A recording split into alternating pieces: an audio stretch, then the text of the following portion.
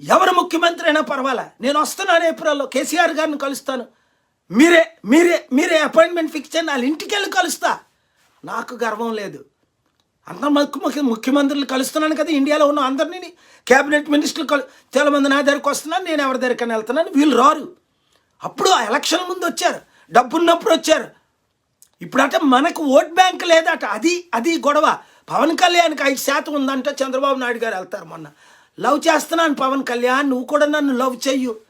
మీరు 0, పవన్ కళ్యాణ్ 0. పవన్ కళ్యాణ్ ముఖ్యమంత్రి అవ్వాలన్నా, ఒక మినిస్టర్ అవ్వాలన్నా, పవన్ కళ్యాణ్ ఫ్యాన్స్ అందరికీ చెప్తున్నా, 1% నీతి నిజాయితీ ఉన్నా మన ప్రజాశాంతి పార్టీలో చేరమనండి. మీ అందరూ ఎస్ అంటే 42 ఎంపీలు గెలిపించుకుంటే నేనే ప్రధానమంత్రిగా ఉంటాను. పవన్ కళ్యాణ్ను మీరు అడిగితే ఆయన ప్రజాశాంతి పార్టీలో చేరితే ఆంధ్రాకు ముఖ్యమంత్రి చేద్దాం, తప్పే ఉంది.